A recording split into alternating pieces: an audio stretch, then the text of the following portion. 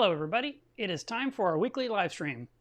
Now I just checked YouTube a moment ago and we have had 320 live streams since I started streaming to YouTube, and that's in addition to the edited videos that are existing on the channel to this day.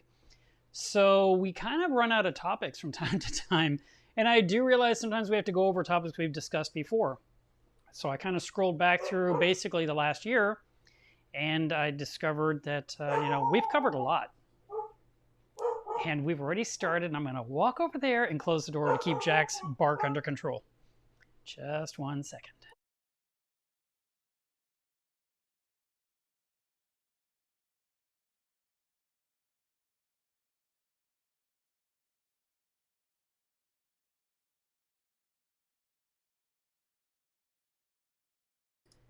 She was being so nice and quiet, and then we started recording. And she wanted to be part of the show. So, there you go. I love that dog, so she can do no wrong, in my opinion. But I know some of you have sensitive earbuds, and I don't want to mess you up. Oh, thank you for letting me know the sound is good. I was more concerned about the sound specifically when I was trying to do that live stream with Kim last week, and we lost her, and I have not heard from her since. I mean, literally, poof. I wrote her husband a text, and he didn't reply to that yet either. So when I can sync up our schedules again, I will just do a pre-recorded conversation with her and release that to the channel. I wanted to talk a little bit about the studio because I had several of you ask me, what's the latest, how's it going, what's new? And it's a very slow burn. Originally, I wanted to get everything up and be into it by November, and here we are the 20th. So I should be in it in December. And, to be honest, my goal was to put up a building in 2021. That has been accomplished. So anything I'm doing now is just going to make the future better. But I would love to be in it right now. I'm fighting my my crazy patience gene right now. It's like, oh my God, I just want to be done. I want to be done. I want to be in there. I want to be started. I want to be working out there. So what is the studio? A lot of people that are aware of what I was doing asked the same question. Actually, I've been asked this probably, oh God, it feels like 1,000 times. Maybe it was 100, but it sure feels like 1,000. Everyone said, are you moving Minion, the CNC machine? And I'm absolutely not moving that machine. The only way to get that machine from where it is now to where, to get into that building, if there was even an opening wide enough to get it through, which I don't think there is, would take a crane and a forklift or a lot of people. There's no way to get it through the side of the property. It would have to go literally over the house and into there. And there's no reason to move it out there. There's no benefit of putting it out there. There's none. Zero. So the CNC area is the workshop. And the studio is where I will do all my acrylic work. So everything gets cut and prepped and edged and routed and that kind of stuff in the workshop. But all the fabrication will happen in the studio. And the studio will also be possibly where I can film some live streams, possibly where I can work on other projects like doing the woodwork, because I'll have machines out there and I'll have stuff out there and I'll have a nice work area to where I can just accomplish things, protect it from the elements, and not do it in my living room ever again, which would be really, really nice. I haven't given a lot of thought to the changes of the living room yet, and it's not just the living room. It's 3 bedrooms and the living room that are all taken over by my business. And I want all that space back, just so I have a guest room when someone comes to visit, just for a little peace of mind, just to have everything out there where it belongs, because that is where I will pack the orders, I will print the labels, I will do all that out there. And then I'll come in here and relax in my home like many of you probably do. Maybe some of you run a business out of your home and you're used to sacrificing one room. I have literally taken over this entire house with my business. It's amazing Caitlin put up with it. She knew. I mean, she knew going in because I've, been friends with her forever. But yeah, and she said, we should put a building up out there and you should go out there and work. And I was like, yeah, I know. So that is what's happening. So what's accomplished so far? The ground was graded. There was a slab poured 2 months ago. The building went up basically a few weeks later. And then a couple of weeks after that, I had spray foam insulation shot into it, which is it's called closed cell. It's super expensive. And I hired the least expensive choice of all the bids. and the guy was fantastic. So I didn't get ripped off by someone that did it halfway. He did a great job, and it took him about 5-6 hours. Matter of fact, I did film all this stuff. I didn't share any of it yet, but the guy hooked up, or he had this trailer in front of my house, the kind you pull behind a truck, and the door was open on the side, and there was some kind of machine, and like it looked like a diesel engine was pumping black smoke into the sky. And inside were all these barrels, and I swear it felt like an episode of Breaking Bad. He had a machine in there that was measuring temperature. There was something applying pressure. The barrels were being pumped up and equalized. Everything had to be the exact same temperature at the exact same moment, all equal barrels. And then somehow it gets mixed all together and runs through a super long hose to the back, where he would then spray the inside of the building. And he and his assistant wore a complete head to toe coverall of some kind, with face respirator, with gloves, with tape around the wrists. I mean, so none of that stuff got on them or would be inhaled. And so I kept sticking my head in there because I'm a lunatic and I had to see. And they did a really nice job. The problem with, let me tell you what the good stuff is. The benefit of the spray foam versus just putting in like the Pink Panther insulation, which would have been much less expensive and sort of easier, is that metal buildings sweat. And Texas gets crazy hot, gets crazy cold. Humidity is always a factor. And if you had a metal building with the Pink Panther pink insulation, you know what insulation is. If that had happened, there would have been a moisture between the two. You know, it'd sweat inside the walls, and it would grow mold and God knows what. So using the spray foam was the way to go. So this is a type of product that's similar to Great Stuff. And it's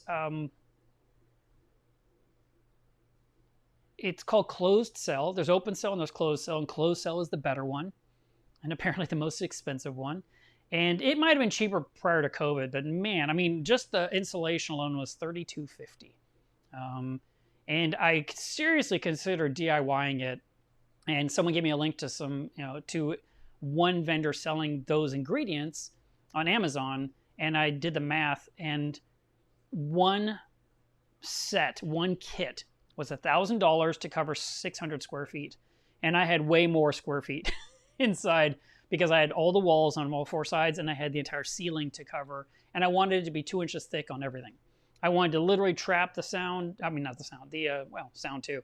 But I wanted to trap the temperature outside, and I wanted to have complete climate control inside, because that building will be air conditioned, heated. It will keep the humidity at a very specific level, so that way the glue that's being used to bond the acrylic together will work properly and not turn white or opaque, which happens in high humidity areas.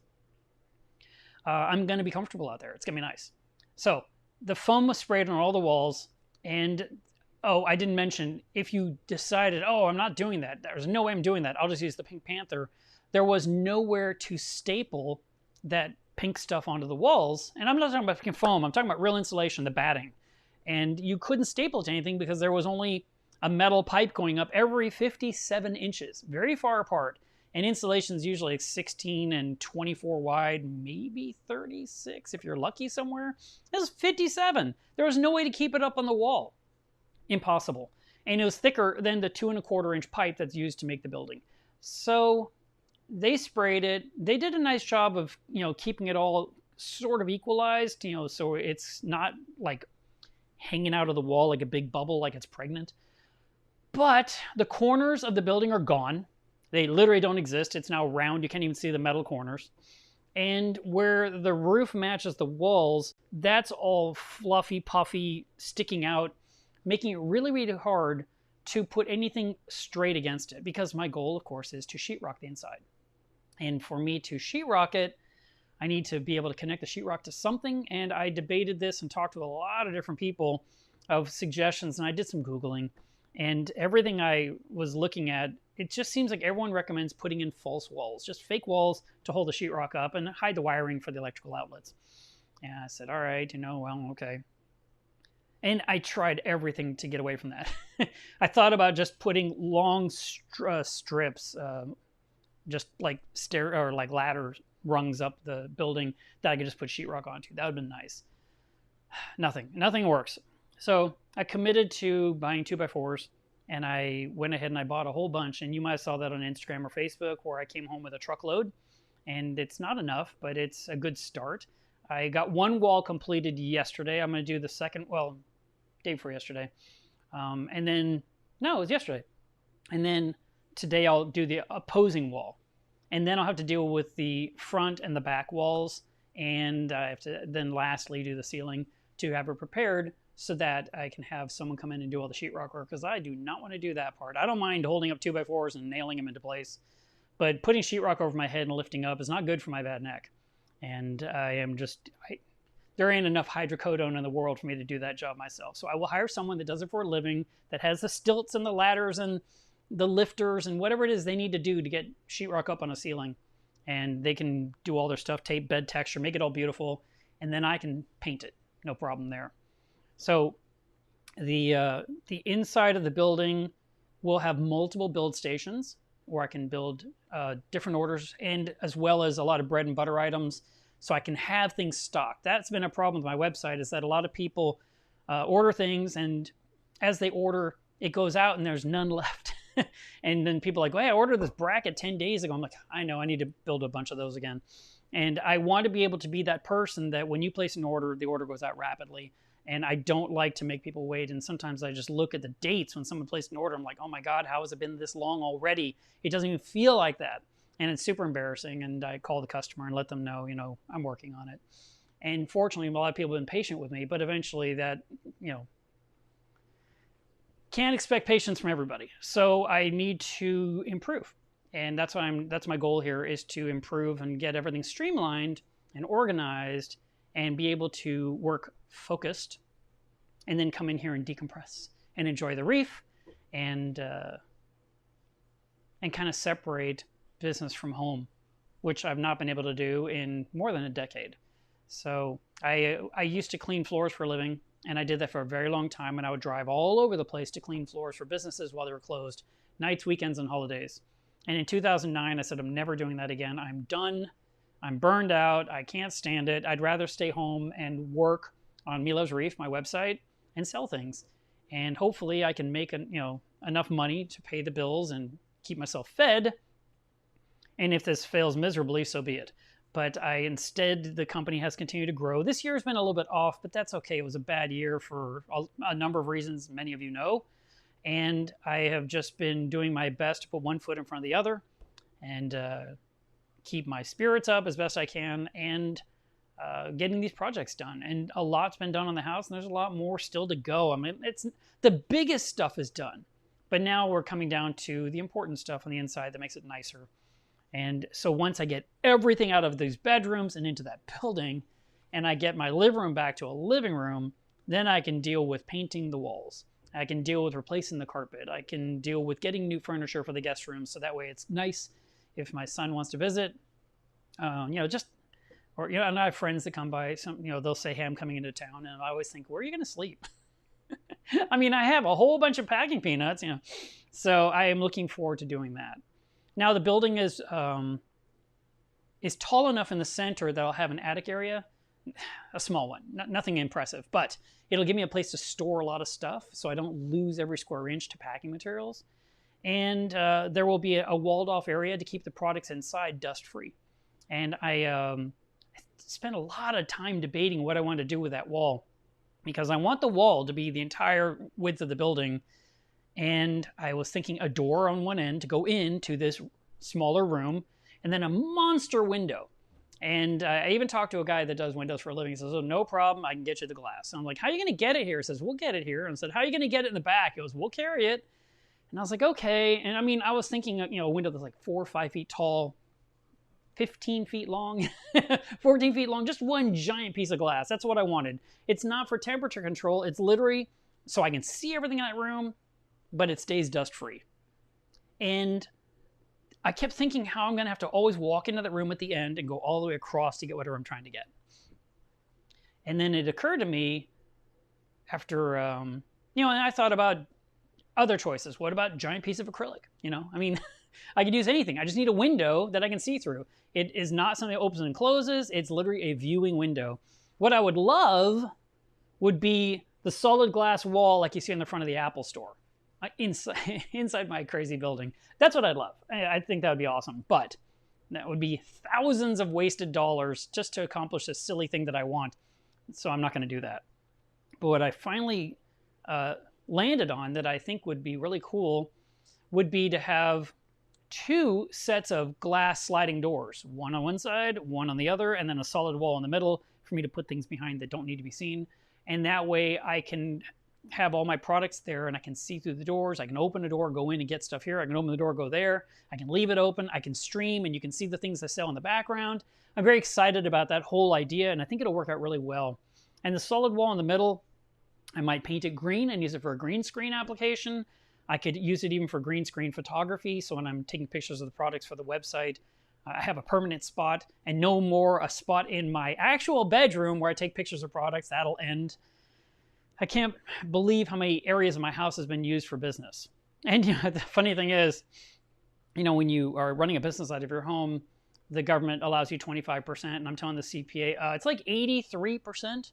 And he's like, we can't do that. And I was like, how about the whole house? It says, if you lived in another house, this house could be the business. I'm like, yeah, I know. But it's everywhere. And think about it. It's not just all the things I do for the website and to sell. There's this giant reef tank and everything related to it. That's also the business. And it's everywhere, including the tank in the kitchen. So, I mean, it's like I said, 83% is probably less than what it really uses up. The one part of the business I definitely don't use for business is my bed, the dresser, the closet, and the shower sink, the bathroom. Well, even an employee needs to use a bathroom. But anyway, you get the point. It's like everything. It's crazy. So I'm looking very much forward to separating church and state, so to speak, business from home, and be able to be out there with Jack for hours working, and then, come in here and relax, or she could be in here and I'll be out there, whatever, it'll be fine. But that'll be a big change in my life, and I think it'll be a big change for the better. So I am excited to be getting to that point. But there's so many things going on that are slowing me down. Very fortunate for me, the orders have slowed down, which is fantastic. I actually would love to just... It sounds so stupid. What business owner says this? I just want to be closed for a few weeks so I can just deal with that and not worry about any kind of orders. But I need to keep paying the bills. So it's a tightrope I have to walk. But I've got, Thanksgiving is coming up. I'm going to spend some time with family. And then the end of the month, I am flying away for 7 days and I'll be gone.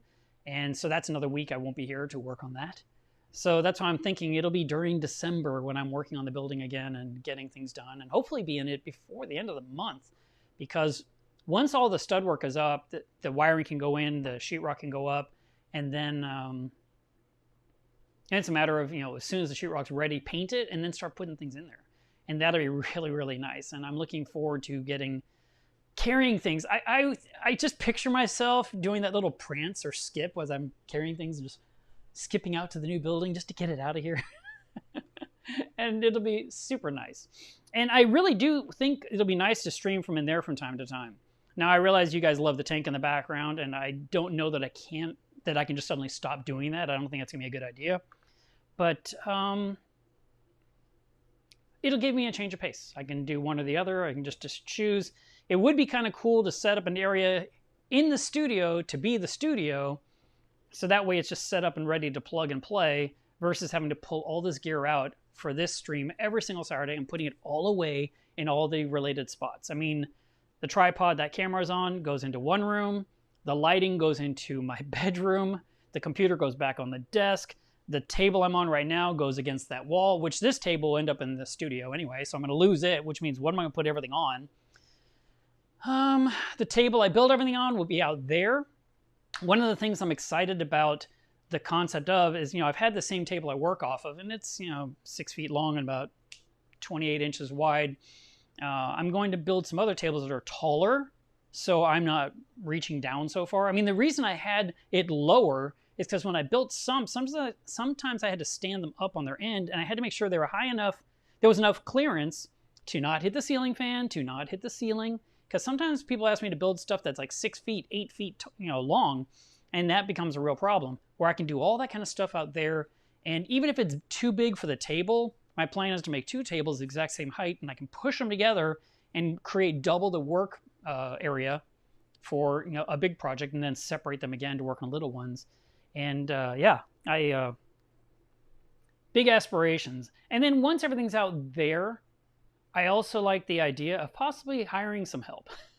Someone that can work with me part-time and kind of help get things done when there's a need, and kind of lessen my load just a little bit, because I literally do everything.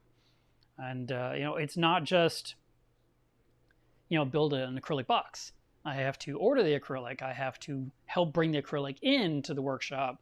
Then I have to design it on the computer. Then I have to have the CNC cut it out. I remove it from the table. I have to deal with whatever scraps are left over, or I have to destroy all that, which goes to the trash. I'm the trash boy that takes things to the curb.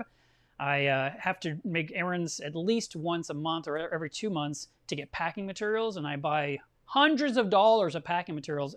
This last time I bought $550 in packing material alone. And I was like, wow, I don't think I've ever spent this much on packing material in one session.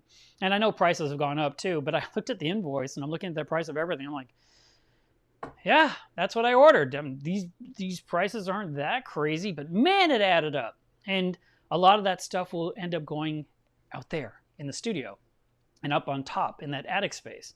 And that'll be really, really nice. And then while I've got the nice studio set up, and well, like I said, Jack will have a spot in there. I'll give her a little doggy bed there with her food and water. And there's going to be a doggy door where she can go out the side and come in and out if she wants to, so I don't have to constantly open the door for her, which would be really nice. Then once inside, I'd like to also work in the backyard to kind of make it better. So there's like a nice deck outside the doors here. I want to replace these doors. And then there'll be a fire pit and pergola and wisteria, and just make it really, really nice like we had intended to do together. And I think that'll be a really nice place for all these things.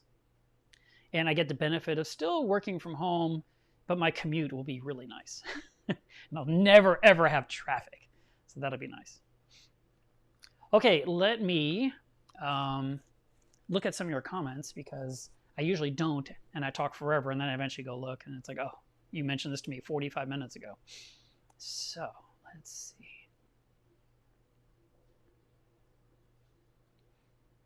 see. Sean says, when is the pup, which is Jack, going to be co-host on your stream? One time I tried to put her on top of this, and she jumped down immediately.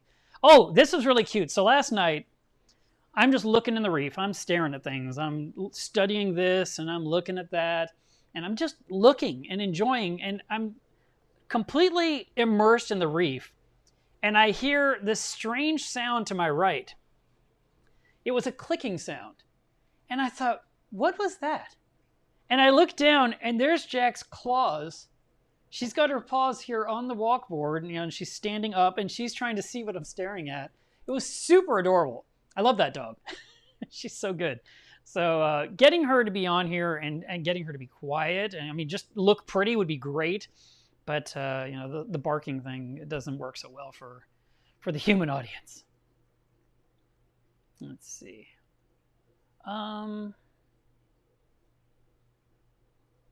Mr. Mike says I can carve the foam using a hot knife. Well, can you send me a link? Because that would be nice. I might need it.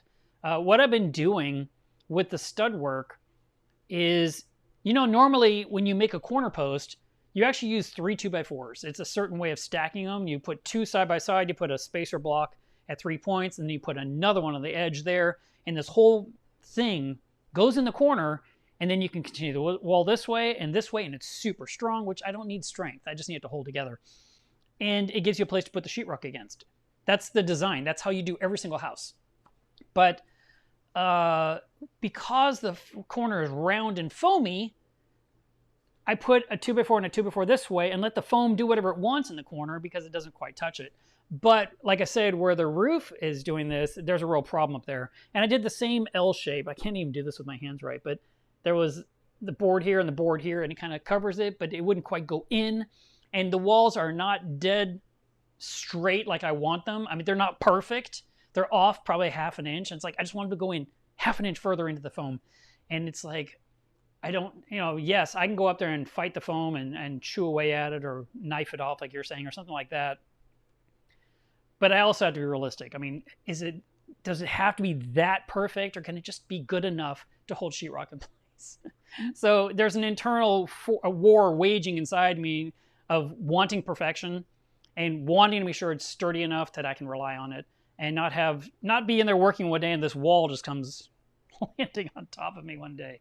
So I mean, it won't. There's no way it will. Not the way I build stuff, but I would like it to be right, and I'd like it to be easier for sheetrocking. But you know what? Since I'm not actually doing the sheetrock work, and these guys do it for a living, they're probably used to walls not being perfect, and they can probably trim something and pop one in and put some tape and bedding, and unless you're staring at it super hard, you probably wouldn't even notice that it's not quite exactly 90-degree perfection. But still, send me a link to this knife you're talking about.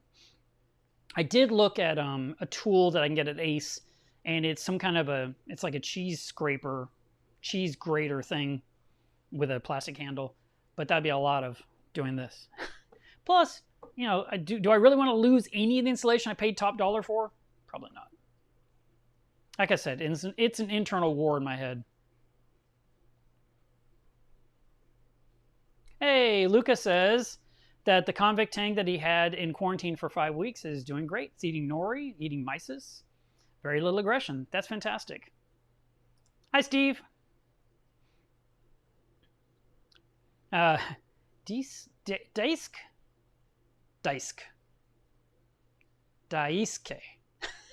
I'm not sure how to say that, but dealing with all this and still taking the time to do a live stream, we appreciate it. Yeah, I am. I mean, I'm not going to run long today. This will be like a 1-hour stream because I want to go out there and put up wall number 2. And I want to mow the grass. This will be the last mowing of the grass of the year. I am also the gardener. Did I mention that? I clean the dishes, and I sweep, and I mop occasionally, even though I hate mopping. And I vacuum a lot because I love to vacuum. So I do the laundry. It's like I do everything here. If there's something needs to be doing, it's me. It's very rare someone else is doing it for me. Someone asked me, are you actually doing the 2x4s yourself? I'm like, yes. I used to build houses back in the... I mean, I wasn't in charge of the whole house. I was an employee of a crew, but I built houses for a good solid year. I did all kinds of work when I was younger.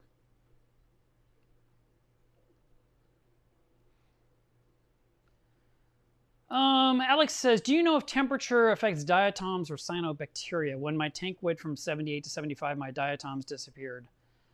Well, I don't know that 75 would just suddenly cure that.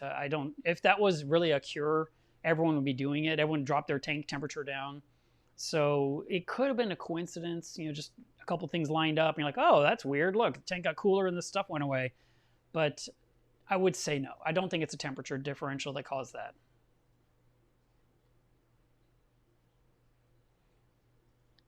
Steve says, my Duncan has 15 heads. The new heads at the base don't get a lot of light. They're shaded by the heads above, and some have died. That does happen. Any corals that are on the underneath usually get a little pale. They're struggling to get any kind of light. They're struggling to get any kind of food because everything on top is devouring it all. You can try to target feed, or you could try to frag off the bottom, or you could just sacrifice, just understand these are not going to make it, but everything on top is looking fantastic. It's kind of a challenge. And it's another reason why we like to fill the tank with light from all the angles. And that's why people add T5s and extras to get rid of the shadows so that these corals will light from all edges and not just be hit from above with direct light. And it's why, metal halides were so popular for so long, because they would fill the tank with light. You added some VHOs for supplemental light. And now we have all these pinpoints of LEDs, and it's harder to get full coverage. And it's one of the reasons why I, have the Sky, which is a really big light with lots of LEDs. And I have the XHOs, which is even more LEDs, to really just fill in everything. So that way you don't have a lot of shadows in here. The rock looks dark, but that's just the color of the rock. There's not like a lot of shadows. I mean, the tank is lit from end to end.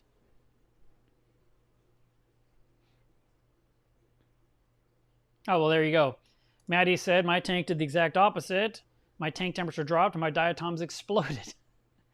Now, when you say exploded, was it, like, no, I'm kidding. I know what you mean. Thanks, Rick. I appreciate that. Yeah, Jack's awesome. And I play with her all the time. I've been buying her toys this week, and she goes for walks. You know, she loves to go for walks. And this is something Caitlin told me about, that when dogs go out, you know, for their walk, it's not just for some exercise. It's not just so they can pee or poop everywhere. It's so they can, I mean, to them, they're sniffing everything. It's like when we sit in our chair and read a book. That's how they read. They're out in nature reading, and they're reading everything in the neighborhood. And so I have a real hard time allowing her. I have a real hard time just walking, because I'm thinking she's reading that. And so we stop a lot. And I was doing these walks with Caitlin, but and she would tell me, you're still not doing it right. You know, it was really funny because, you know, there was times where she wouldn't mind if Jack was sniffing this and that and the other, but then she says, come on, let's go.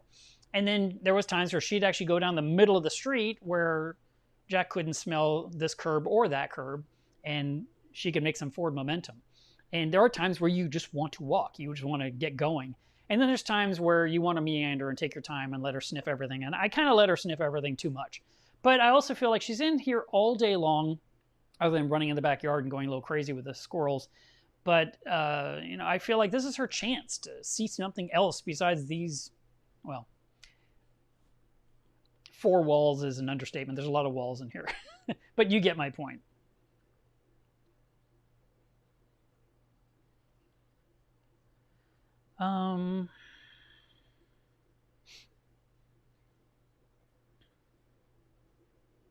Now that sounds good. Rogue Gaming says, get yourself a Roomba Brava jet mopping robot. I like that because I hate mopping. It was so funny. I mopped once this year, and I texted my friend and I said, I have huge news. And I sent her a picture of the floor that was mopped. And she's like, okay. I was like, no, you don't understand. This is like the first time I've mopped this year. Because I hate mopping. I hate it. Ugh, it's the worst. I'd rather do a water change than mop.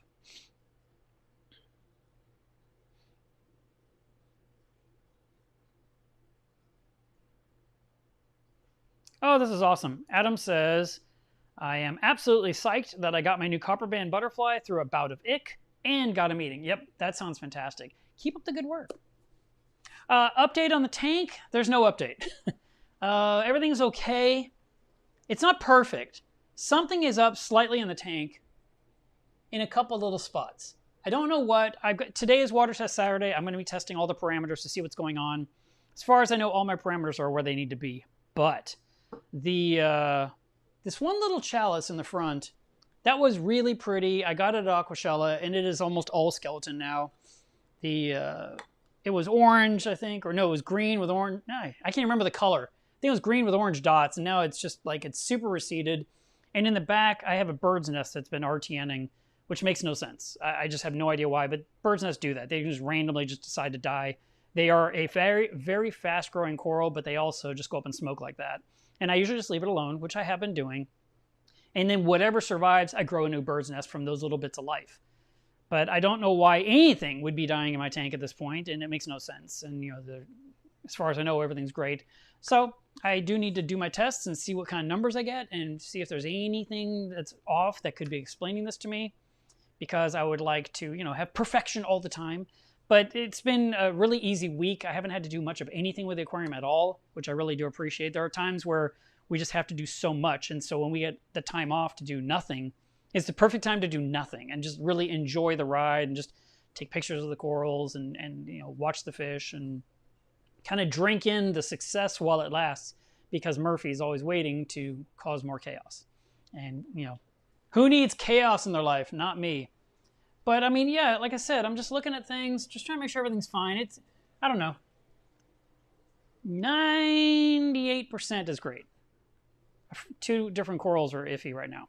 Oh, and the sea bay, still down in the fire pit, which is good.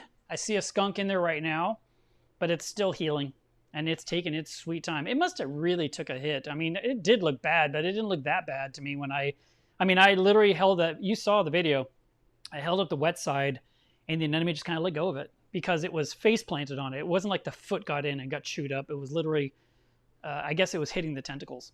And so I thought it's okay, it'll heal, but it's really taking its time. And it's funny because I can look at it and it looks really good, and I look at it 20 minutes later and not so good. And then, an hour later, it looks good again. So it's like, all right, what are you doing? But I'm not seeing a gaping mouth. I'm not, seeing it completely deflated. It's just, it's going to take a while. And I'm really hoping it learned its lesson and decided stay where you belong because Milev is always right. You know what? You guys should ask questions today so I can answer some.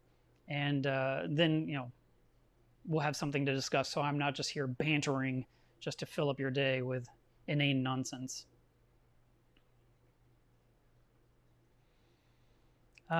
Here's a perfectly good question. I just purchased 2 food-grade 210-gallon water vats from Mixing Station and was curious, what did you do to pre-clean them and what did you use? When I bought the one back there that I have, that was brand new, never had been used for anything, and so I wasn't worried. The person I bought it from actually ran a vodka distillery, and he had 4 of them, and he wanted me to buy them all, and I only had room for the one giant one. And he said, well, don't you want the ones that had vodka in them? And I was like, no, I don't want any of those. I want your brand new one that you've never used. And he said, but with vodka, they're clean. Like, the brand new one's never been used. It's clean. But if you're concerned at all, you can run white vinegar through it. You could use citric acid in there. It doesn't have to be a super strong solution. You can actually, because the container's kind of big and you don't want to fill it with citric acid to the top because now you have 210 gallons of citric acid to get rid of. What you can do is go to Home Depot or Lowe's and buy one of those insecticide pressure tanks where you pour in your solution and you pump it up with air and then it has a spray wand and you mist and you can spray down the inside of your entire container and then you can rinse it with a garden hose and let it dry out for a day and then it's ready to use. And these both work. Another thing you can use is a really strong solution of hydrogen peroxide. And that's something you order online. My brain is saying it's 35% hydrogen peroxide. I mean, the stuff's really, really caustic. Is that the right word? Caustic? Yeah, that sounds right. And you would spray or add that to water, and it'll just completely purify the inside of the container. And you do not want to get on your hands. Matter of fact, when I got the bottle, I had gotten a few bottles a couple of years ago. It said in there, if you get any on your skin at all, it will turn white. And it was funny because apparently they've been asked this by 1,000 people and they're fed up with it. And so they put in this disclaimer with every package. So I'm reading it and it says, do not get on your hands, do not use it on wounds, don't breathe it, And then it said, if you get any on you and your skin turns white, you will not die. It's in all caps in bold. You won't die. That's what it said. And it just said it's normal. It'll take a few days for your skin to heal. So they recommended don't get it on you. But if you do, you're not going to be hurt. Anyway, the stuff's really, really strong compared to the 3% hydrogen peroxide we normally buy for a wound. And I thought, well, I should store the unused bottle in my refrigerator because it's cool and it's safe. And one day I was watching TV and everything's quiet. Nothing's going on, and suddenly I hear boom, and it was something in the kitchen exploded. And I thought, what the heck was that sound? That was so weird. And there was this really strange stuff on the floor in front of the refrigerator, and I was sure that the compressor underneath had exploded and released this oily substance because it felt really, really weird. And my skin turned white, by the way. It was very thick, viscous, no smell. No, I didn't taste it. Thank goodness I had a white tongue too.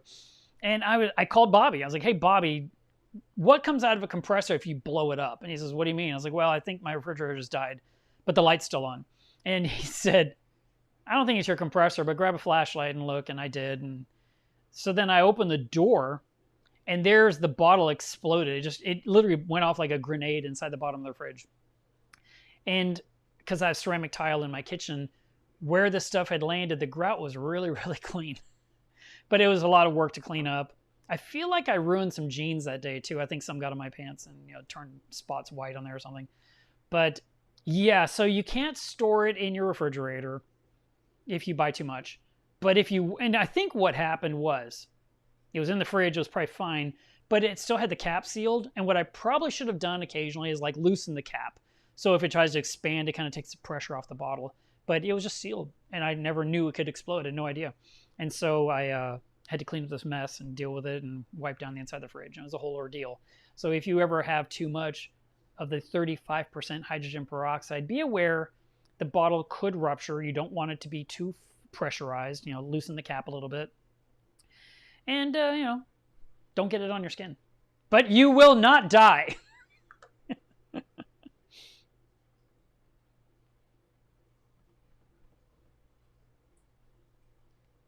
Oh, let's talk about Black Friday.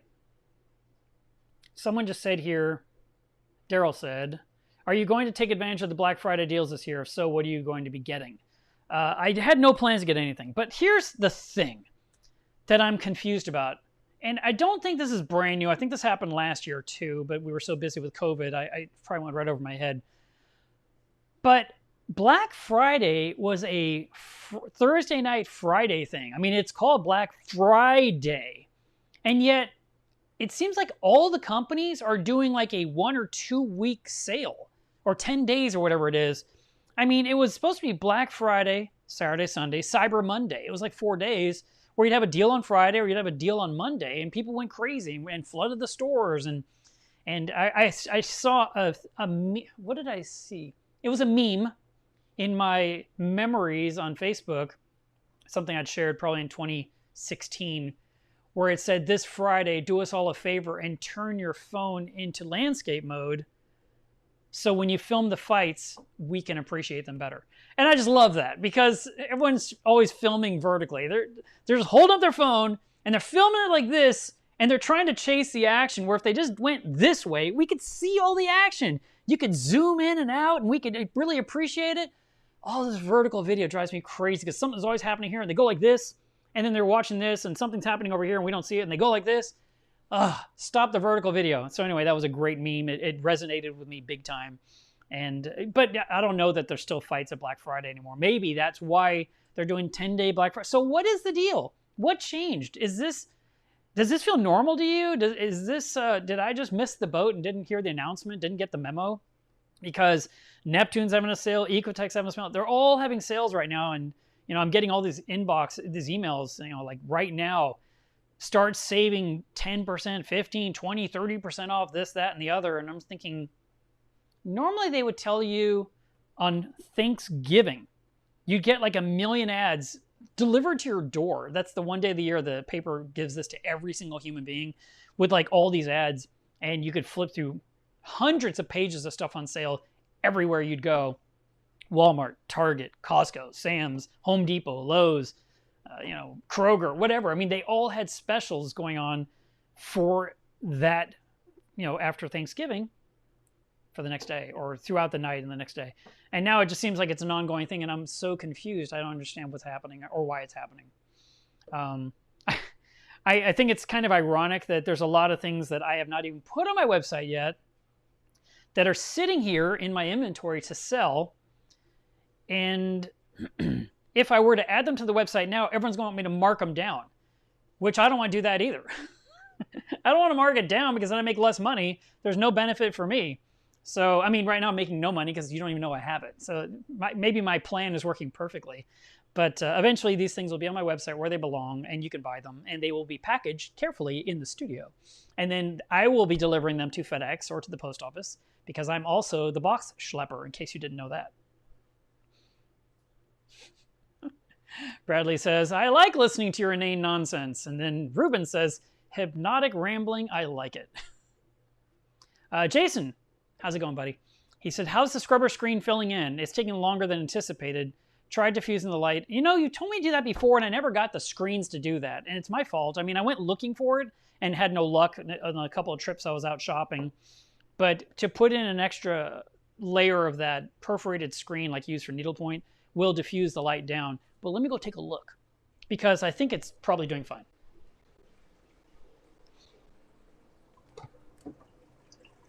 Oh yeah. Oh yeah, that looks great.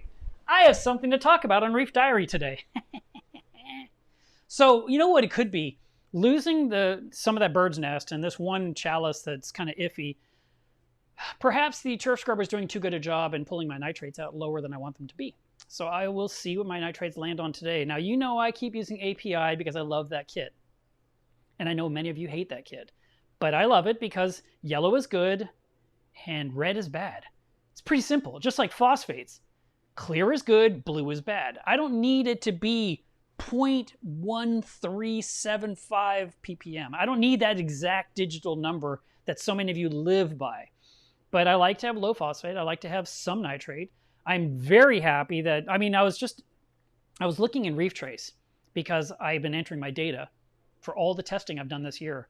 And when I looked in there, I guess it was a week ago, I saw that I have logged into ReefTrace my alkalinity 32 or 33 times this year.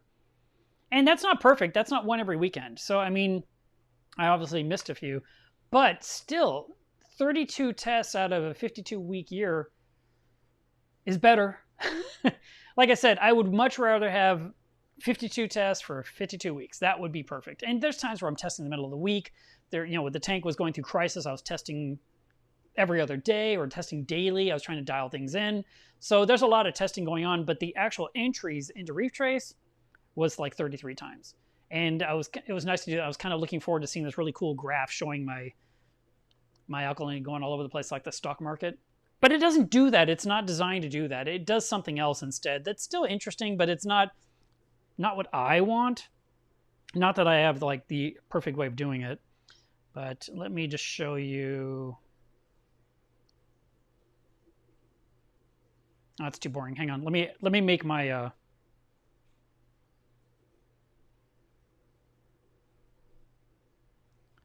my duration longer. See, that doesn't look very impressive. That's just a few dots. Hang on. It doesn't want to focus. There we go. So anyway, that's kind of my alkalinity for like the last year. So it tends to stay between 9 and 9.5. That's where my goal is. Sometimes it goes a little higher. Sometimes it's a little bit lower. But it stays pretty steady. And then someone asked me just a couple days ago on Facebook, they said, could you please talk about the Trident, why it's beneficial, what you trust about it, what you don't. And yeah, sure, I'll talk about that. The Trident is an automated water testing machine that works with the Apex ecosystem. And it will track all that data in the controller into Apex Fusion to where you can look at things on graphs. And it tests alkalinity 4 times a day. It tests it at midnight, 6 a.m., noon, and 6 p.m. every single day. And you have to replace the reagent for alkalinity every single month. You have to empty out a waste collector when it's full, which for me usually is about every 2 months, but it actually recommends when you're changing out reagent, it'll say, would you like to empty the waste collector now, and update the app to let us know it's empty? And I'll just say yes and just do it, and I'll dump it out. The other 2 tests it does is calcium and it does magnesium. So it gives you these numbers, but they're not 100% accurate to where you can live and die by them. And that is, that's just me being honest. If the machine is set up properly, if everything's working like it should, if it's been calibrated, it can be very accurate. But as time goes on, it can lose the accuracy, and you can see these numbers rising or falling, and you may start losing your mind thinking, oh my God, what's happening to my tank? Which is why I tell everyone, test your tank every week with test kits. It's great to have automation and to be able to have these trends and just kind of see everything's okay. But for example, if you're traveling, if you're out of state, if you're out of the country, and you want to make sure your tank is okay, you set up a Trident. You know that someone has to change reagents every so often, so you may have that prearranged, or you may fill up all the bottles, or, put full bottles in there right before you leave town, for example. But when you are 1,500 miles away or 6,000 miles away, and you get a bad report, there's not a lot you can do.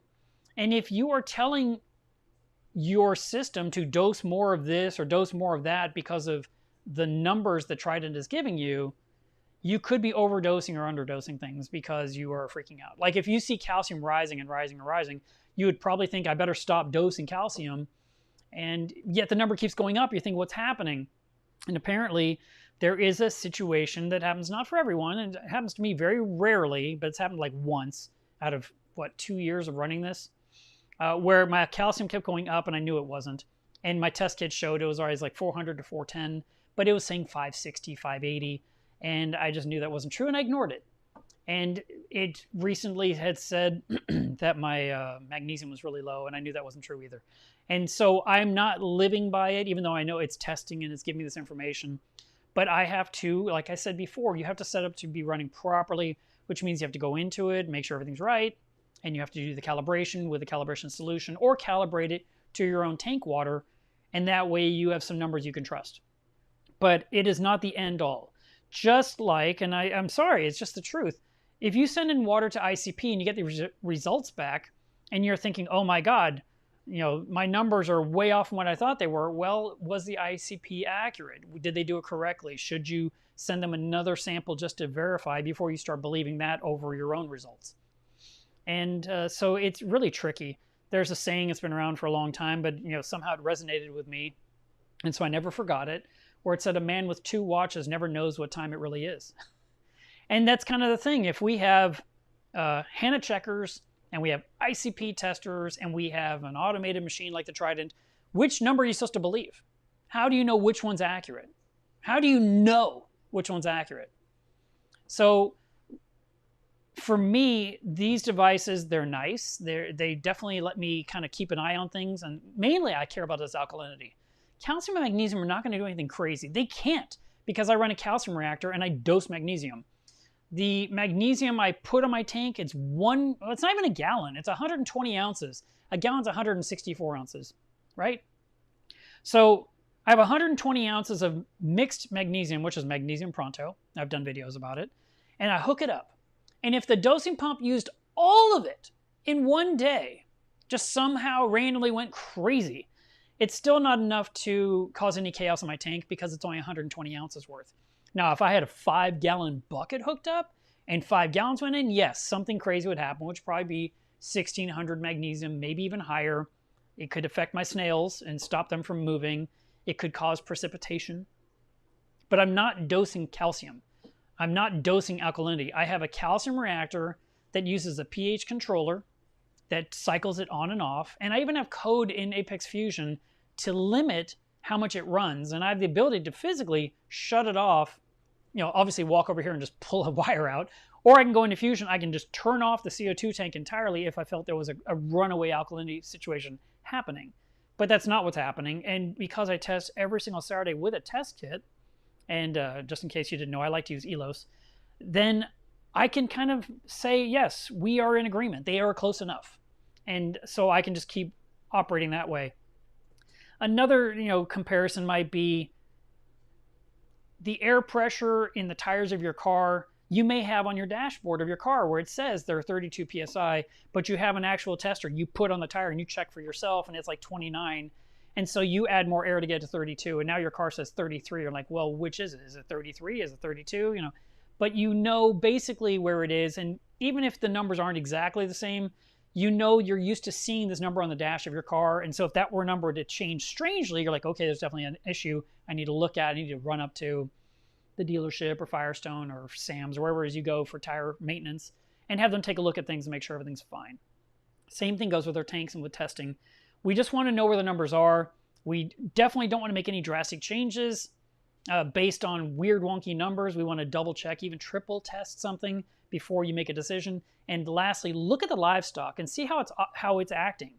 If all the livestock is doing well, then the number that you're seeing that's freaking out your brain and making your hair feel like it's on fire and your heart starts palpitating, the corals aren't having that same physical reaction. They are okay with it, whatever's going on. So handle whatever's going on, maybe make some minor adjustment to slow it down or increase it slightly and kind of keep an eye on things and then move forward with your life.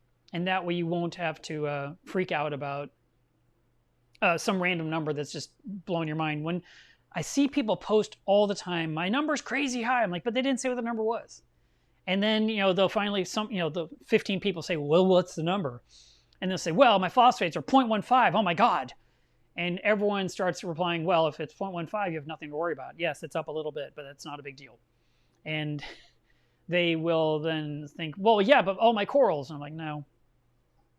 I've had my tank at 0.75 and all my corals were okay. So, you know, there are times where we want to lower things. There's times where we have to increase it. There's times where we can just leave it alone.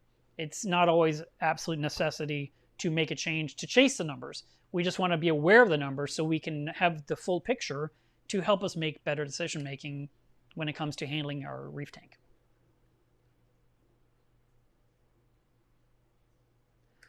Dave says, do you ever change out the calcium reactor tubing lines out? I know that over time they can clog or have a reduction in flow. No, but when I take the calcium reactor apart, there's one large tube that's probably ½ inch that used to be clear, and now it's kind of opaque. And I clean it with a pipe brush, put it back together, and then the tube that comes out the top is like this really thick-walled, I'm going to say 1/4 inch tubing, but I feel like it's bigger probably because the walls are thick. And I will take a very fine pipe brush and I'll run through that to clean it. Also, where the tubing connects to this quick disconnect fitting, I will take that fitting and try to clean it as best I can, and I will hold down the check valve and blow through it to make sure that water can flow through it. I also have a I had a bubble counter on the side of the calcium reactor a long time ago. I've had the same calcium reactor since 2004. And one day I came home from a trip, and so you have this tubing coming from the CO2 tank into the bottom of a black fitting. There was a clear tube, another black fitting, and then the tubing came out the top and went into the reactor.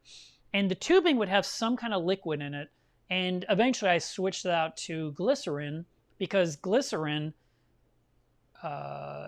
it gives you that lava lamp effect to where the bubbles don't just pop, pop, pop, pop. They go up in perfect little beads. Doom, doom, doom, doom, doom. It's really cool looking. Like I said, like a lava lamp. And they're just right. You can literally count the bubbles because they're perfect little spheres or orbs going up through this oil.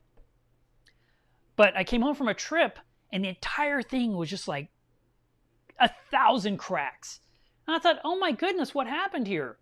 And, you know, I checked, and the tubing from the CO2 tank was rock hard. I mean, this is like an airline tubing, and it was hard as stone. So apparently way too much CO2 was trying to pass through that clear acrylic where the oil was, and it just kind of shattered it, and it creased it. Whatever you want to call the terminology, it just looked like spider webs of 1,000,000 cracks.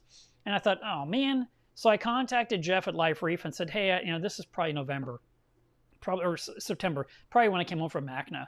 And I said to Jeff, I need this piece right here, this part, I'll buy it. And he said, okay, no problem, I'll be making those in February. I was like, February? I can't wait 3-4 months for this part, I need this part. And he said, well, that's when I make calcium reactors. And I was like, all right, what am I gonna do? And so I'm holding the piece in my hand, and, you know, it's specifically made for his reactor. I don't really feel like there's a lot of choices of what I can do. And at this point, Amazon was selling books. That's how long ago this was. So I couldn't just go to Amazon and type in cool bubble counter that fits a Life Reef reactor. There was no Etsy I could go to where someone could craft it. There was no 3D printing where someone could make me one. There may have been a used one on eBay where I'd have to buy the whole reactor to get this one piece, you know, from some guy. And I didn't want to do that either. But what I ended up doing was I looked at it and I took it apart, and the tube in the center, I guess it was threaded on both sides or something. I don't even remember exactly how it was. But I discovered I could remove the tube and take the two black parts and screw them together. So now I still had the CO2 going up through the bottom of the fitting and going through the internal check valve that would only let the gas go in, but it wouldn't let water go back out and into the CO2 tank and ruin the regulator. And I just couldn't count the bubbles anymore, but I had a way to keep the gas flowing and not shatter this weird acrylic tube. And I have run it like that ever since. So about once a year, or maybe twice a year, when I'm cleaning the calcium reactor, I'll take the two halves apart, I'll open it up, I'll look at the check valve, I'll clean the spring of any kind of salt creep that's in there. I make sure that I can't blow one way, but I can blow the other, put it back together and put it back on the reactor. And it's been like that forever. And I remember, I guess it was 2 years ago, and I said, hey, it's been a long time since I bought a calcium reactor. So what's good out there? What would you guys recommend? And I was expecting, like some earth-shaking information, and there was nothing really like major happening. There was Destaco was new and very expensive, and even with my connections, it was still really expensive. And they said, "I'm sorry, I can't come down lower. The best I can give you is this price." I'm like, "Yeah, I know, but oh my God, that's so much money." And it was weird technology. It was different than what I was used to, and so I was already a little uncomfortable jumping into that, where I'd have to spend like a couple of $1,000s for this thing. And so I said, "No, thank you, no, thank you." And then I talked with My Reef Creation, and they make the MRC ones. They make a large one that's very industrial looking, but I think it's meant to be outside the sump with an external pump. And I like mine in the sump. I mean, it's just because if it leaks or anything happens, it's still in the system and the water level doesn't change. So I didn't want that one. And then Marine Depot had some, but they seemed not beefy enough for what I needed. And then finally Geo's Reef. He makes really pretty ones. Everyone ever here that ever gets one seems really happy. And I thought that's probably the direction I'll go. And I don't remember what happened, but I'm still using the same one now. But if and when I do have to replace mine, I will then go to Geo's Reef, I think, for my next one. And other than that, I mean, it's just a very important component of my system that maintains alkalinity and calcium, and I control it through my Apex and through water testing to know where things are. And like right now, let me see where I'm at. Yeah, so right now my alkalinity is 9.25. It's been 9.25 to 9.32 for the last few days. It's so close to where, I mean, 9.25 is basically 9.3. So I'm right at 9.3 almost all the time. There's a slight dip and slight rise. My line and my graph is kind of straight and boring. It's doing what it should. And I slowed it down because I'm dosing some potassium every single day. And that's just been what I do. So I hope that answered your question.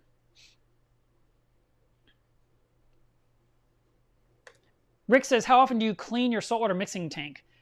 Remind me what salt you use. Does it mix clean? I'm using Aquavitro Salinity. It's a CChem product.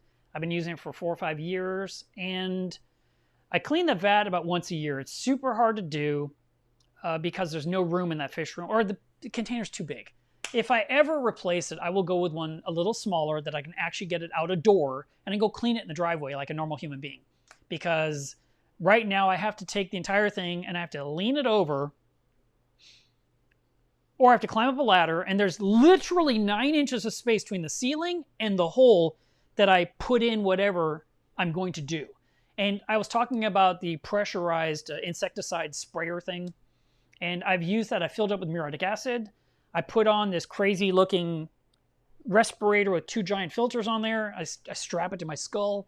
I have goggles over that, and I spray mist the acid down the walls of the container. And I don't breathe it, so I don't smell it, which is great because the fumes will kick your butt, and especially in an enclosed room. And and as you spray the acid down the walls, you just watch the stuff just drip down. And then the bottom of the container is full of this disgustingness. And now you got to get the stuff out of the bottom. And like I said, I just don't have a lot of room in that room to really clean it easily.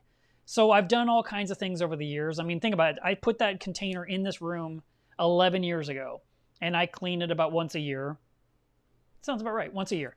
And so I'll usually I will pick like spring or fall when the weather is decent, and I'll take a garden hose from outside and bring it through the house and into the fish room and up the ladder, and I will spray the walls down with garden hose to rinse away all my acid. And then the water goes through a drain and through the other door and down the driveway to flush out all the acid I can get out of there, and the rinse water and hopefully some of the sludge. Really hard to do.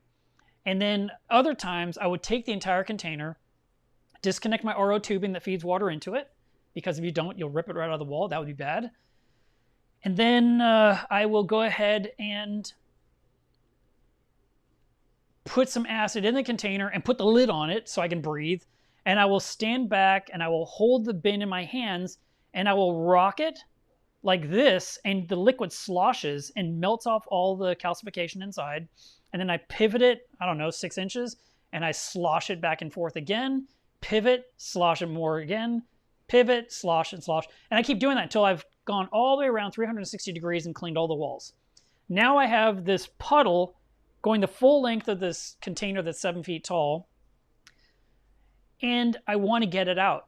So what I can do is I can take a 4x4 post, put it under the end, the foot of the container, because now the container is laying prone on the ground. So it lifts it up one end about 4 inches higher, and now it's at a slight decline. All that liquid that was in the base will come rolling toward the front to the opening at the end where I am, which is usually this doorway, and using a shop vac, I will slurp out that stuff, which is still another beating and a half to do. And then I have to stand the thing back up, reconnect the plumbing, reconnect the RO tubing, put it back in the corner, start filling it up. It's a whole to-do. Now, I told you guys about the new pump from Siche, the utility pump, and I'm thinking that thing will be awesome to get whatever's out of the bottom of my container now, because I can lower the pump with the tubing, and it can suck down to like whatever they said, 3 millimeters. I mean, it's like a 16th of an inch, and I can literally kind of put it down and slurp up whatever's on the bottom, move it over, lift the hose up and drop it down, and kind of spot vacuum off the bottom of the container and maybe get all my sludge out that way. The last step is just ignore whatever's in the bottom and just fill it up and make water again, because 90% of it's clean again. But that's my process, and I don't like doing it, and that's why it gets done once a year.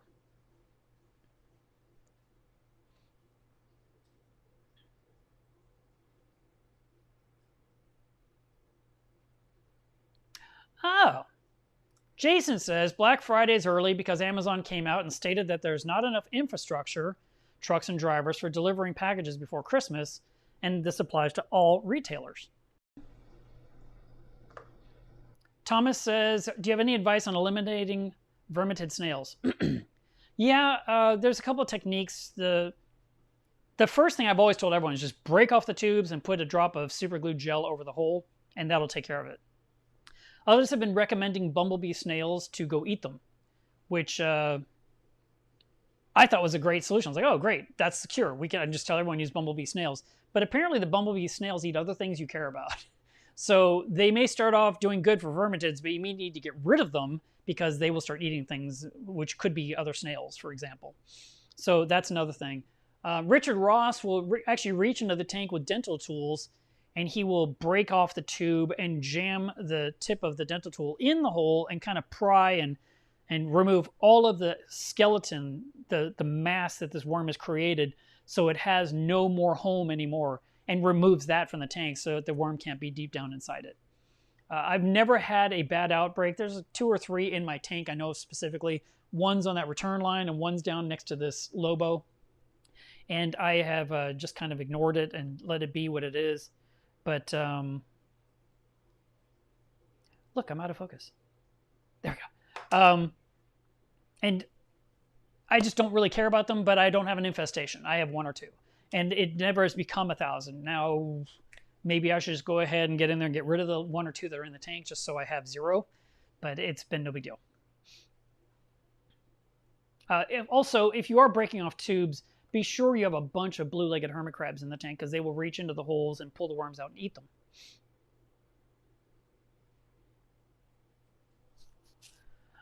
Dean says, can you see any problems with having high calcium in my reef? My calcium reactor keeps my levels at 500 when I run my alkalinity at 8.5.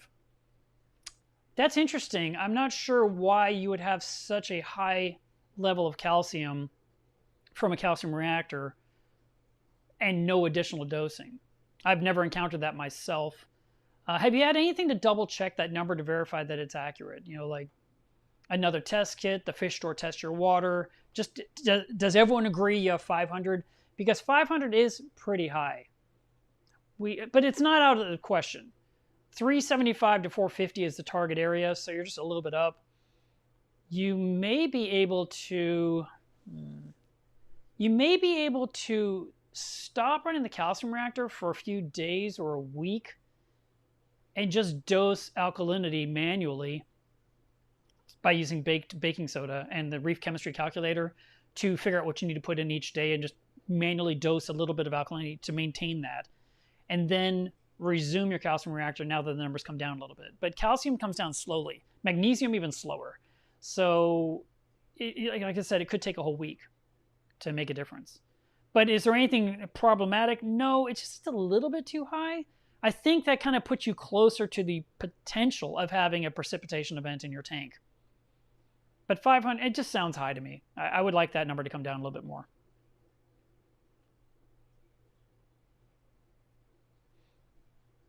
Lincoln says, I just had an ICP test done because my tank is not happy. The test said I had 0 iron and 0 cobalt. Would this be the problem? Is there any idea about these two elements? Well, iron you can dose, and you can. There's a lot of different products on the market that sell iron. Brightwell, Continuum, BRS probably has some private label item as well. So you've got a lot of choices to put that in. The cobalt would probably be part of a mix of trace element, or it may be in with molybdenum or something like that. It just mixed in. So you'll have to just go ahead and see what contains it and see if you can bring it up that way. Usually when you're missing things, I mean, iron, yes, you can definitely dose that one. This other one you're talking about probably would be replenished through some water changes because your salt mix should have that in there if the salt mix is good.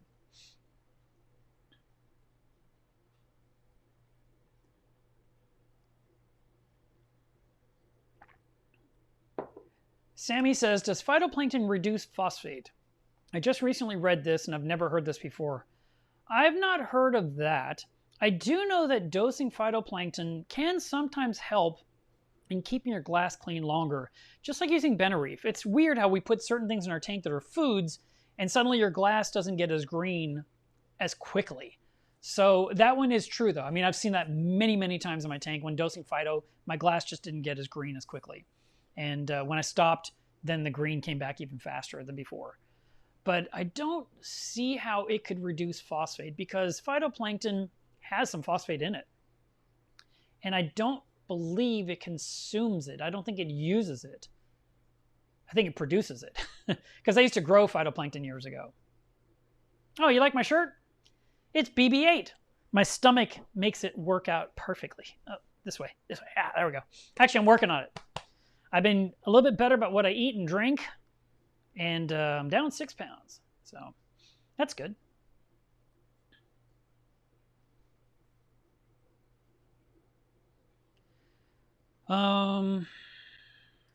Sammy says I'm battling dinoflagellates and that they're mostly subsided. And when I added some phytoplankton and some amino acids, I woke up the next day and dinos were everywhere, despite the phosphate of being 0.08 the night before.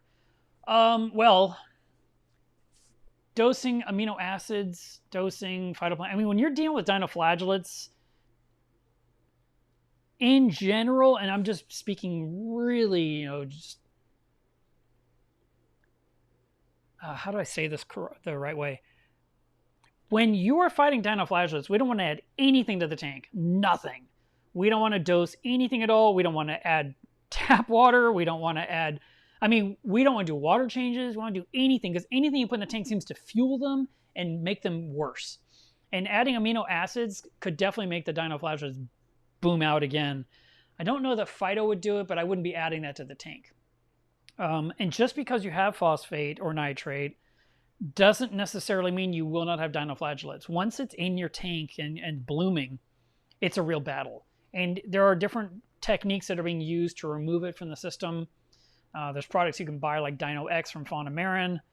There's a technique using peroxide that can work. There's recipes that people have cooked up where they're using Dr. Tim's Waste Away in conjunction with this bacteria, in conjunction with this product, with microbubbling, and all these different techniques trying to get rid of them.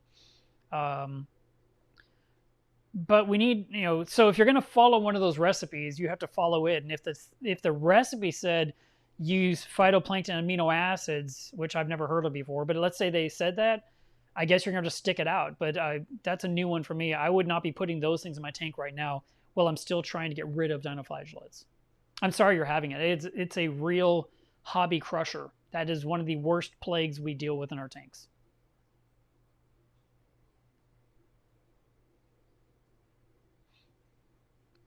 Tim says, would you mind sharing your most recent ICP test results or posting them? I have a video about them on Reef Diary, probably day 25, day 29, day 31, something like that. If you'll jump to that, that's my most recent one. I've actually been thinking about sending in a new one now that my tank's all stabilized, just to kind of have a baseline to see where I'm at and see if there's anything lacking that needs a little buffering, but I haven't done it yet. So maybe that's what I'll do this week, is send off an ICP test just to kind of get some new numbers in.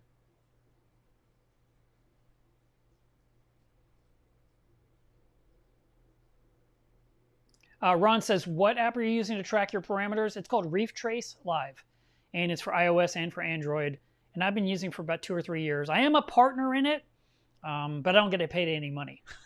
So, there's a slight influence of me involved. You'll see that my recommended water parameters are built into the app. My creature ID section is built into the app. I had a lot of input on this app, but I don't get any money. So if you like this app, great, and I hope you enjoy using it. It has a lot of nice tools built in. I really like the LFS locator because I can just open up the app wherever I am, and it'll find stores near me within a 45-mile radius. And I love the note section of the app because not only can you put notes of when you did things, you can also put in reminders, and you'll get little notifications saying, hey, it's, do such and such. You can literally create the reminders of what you need and their frequency. Every 15 days, once a month, on this date, you can pick that. And that way you don't forget to do things that you may normally forget to do. So that's really nice. And the app, even in the notes section, I love to do this whenever I'm taking a note. Like I changed the tubing, my Versa pump. I can take a picture of the new tubing or of the pump itself or of the old tubing. So there's a little picture next to the note about what I did. And there's a spot where you can put a description of what you accomplished. And that's a really nice practical way to kind of keep track of things and figure out when you cleaned your turf scrubber or when you dosed potassium or whatever it is you did. You can look at the list and check the dates and kind of see when you did it last or if you haven't done it in forever. Rob says, what do your heater redundancies look like? What's your heater redundancies look like? I have 3 heaters in the tank. They're all underneath the turf scrubber between my baffles. They are all plugged into an EB4, which is part of my Apex family of power supplies. And they come on about 2 or 3 times a day, usually at night. And my tank temperature variance goes from 77.4 to 78.6. So I have a 1.2 degree temperature swing every single day. And all I use is heat. If there's a need, if the tank were to get too warm, which hasn't happened in forever since switching to LED lighting, I do have cooling fans that are built into the sump that will blow down air onto the water to quickly cool it down. And that has worked really well in the past, but the Apex hasn't needed to turn on the fans in months. The one day when my AC went out and the whole house was hot, those fans couldn't do anything. I was literally I think I put in 80 pounds of ice in my tank that day to keep the tank temperature from getting over 79.5, I think was the highest point of the day for me in a house that was like 88, 90 degrees. So every few hours I had to put in 4 bags of ice and did that twice, I guess. So 80 pounds, maybe it was 120 pounds. It was a lot of ice. But that was the first time ever needed to do that and worked great. I was like, oh, now I know. But I used 3 separate heaters instead of 1 giant heater because I don't want 1 heater to have the ability to cook my tank. The 3 heaters are still not enough. I have a 450-gallon system, and the average wattage you would want would be 3 watts per gallon. So I would need 1,350 watts, and I'm using 900 watts. So even if all 3 were to stick on at once, it's not enough to really heat up the tank. It definitely gets the temperature up, but it would not be enough to really cook it. It would have to be on nonstop for a super long duration, and I would get a notification, and my cooling fans would be coming on anyway, and it would tell me that something's up. And then if the tank got too warm, it would turn the lights off, because that's also part of my programming, that lights turn off if the tank gets too warm, mainly so I'd have a visual, hey, the tank's too warm. And I could just say, hey, why'd the lights turn off? It's 3 in the afternoon. That's weird. Which happened probably 4 times in 10 years. And one time, I remember the lights turned off. And I thought, that's super weird. And what had happened was I had taken the probes out of the sump. And so the temperature probe wasn't measuring water temperature anymore, and it got a wonky reading, and it turned my lights off. And I was like, oh, that makes sense. So there's that. But that's about it. And then during the ice storm that happened, when the house got so cold in February, when there was no power and I was running a generator to keep the tank running, I plugged in 2 more 300-watt heaters. So at that point, I had 1,500 watts of heat going into the tank, and that maintained that the temperature of the tank never got below 76, even though the house was 58 degrees. So it worked out really well, but as soon as I got power back, I removed the 2 extra heaters, just unplugged them, put them away, and I'm back to my 3 that I use now.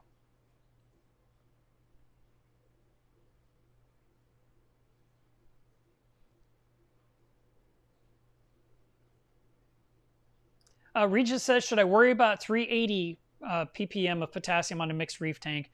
Not worry, but 400 would be the baseline bottom number you should have. So you need to be up a little bit higher.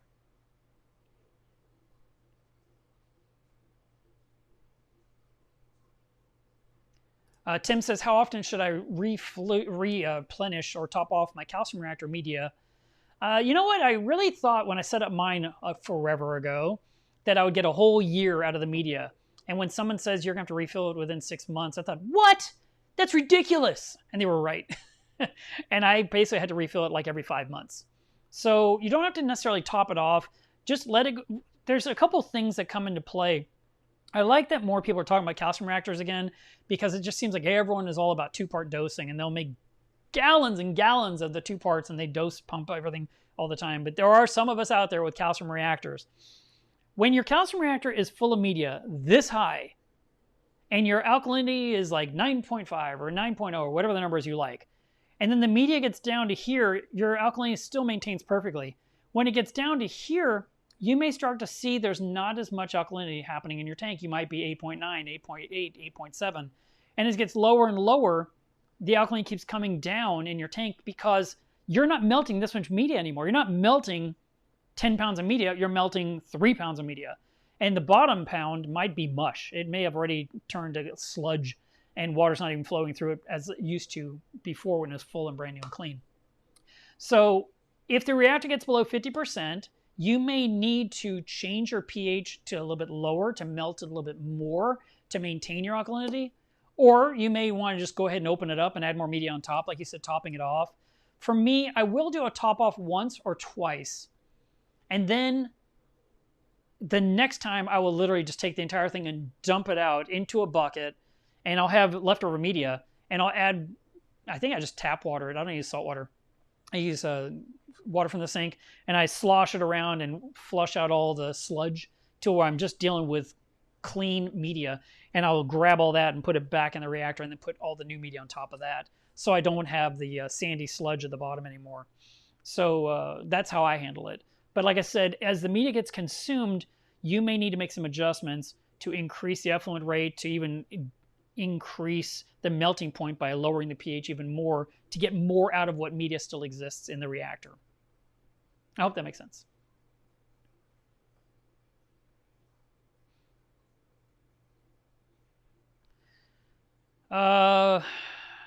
Digging with Cruzy says, what makes alkalinity spike? The only thing I dose is 2-part magnesium? 2-part and magnesium. Well, alkalinity is part of the 2-part. So when you're dosing alkalinity, it will raise the alkalinity of the tank. And if your alkalinity is getting too high, you need to dose less of it. You do not have to absolutely dose alkalinity all the time if your number is getting too high. You may even need to stop dosing for a few days while you continue to dose calcium and magnesium at whatever rate they were, because those numbers are staying the same.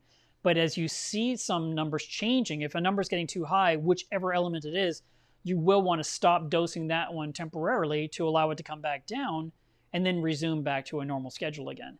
And you may even discover you need to change how much you're dosing. You may be overdosing and need to bring it back. Like, for example, you may have been putting in, 60 milliliters of alkalinity, and your number kept going up, so now you need to put in like 50 milliliters per day instead to see if it stabilizes, or even 40. And then if it starts to drop, you're like, okay, I need 45. And you find that sweet spot. And that will work for a while, but then as your corals really start taking off and growing, you may need to increase back up to 60, because now there's so much more coral growth in the tank, it's absorbing it all, it's kneading it up, it's utilizing it to where you have to put more in per day. Reef with Me says, do you think I need a controller? Testing dosing almost every single day. LEDs with wave makers are on a schedule. They're AI products. The heater is on the Inkbird. If so, which controller and why? Well, you have different choices. The Apex is what I've been using forever. CoralView came out with, I hope I'm saying this right, I think it's Hydros. And that their brand new controller that just like dropped a week ago, everything's in the power bar. The whole brain, everything's inside of it. And I was like, oh, that's interesting. And it is power monitoring. And it wasn't crazy expensive. Now, I haven't tried it yet, so I don't know anything about, I have no hands-on experience. But my tank sitter has been using their product line now for the last, 6 months or a year, and he's loving it. So that might be a really nice way for you to get in to having a controller. The nice thing is you can pull up all this information on your phone in one spot. And you have the ability with the app to probably turn on and off outlets too. So like, for example, for me, with the Apex, I have a button on the side of my tank that I push for water changes. And when I push that button in, for the next 30 minutes, my return pump is off, my skimmer's off, the skimmer swabby's off, the heaters are off, all the probe alarms are turned off, the top off is turned off. I literally have disabled everything that could do anything, including alert me, while I'm taking water out and putting water in. And then after 30 minutes has elapsed, everything comes back to life. And the heaters will come on, the return pump comes on, the protein skimmer comes on, the top off will verify the water level, the probes may say, hey, the water's too cold, the water's too warm, and here's notification.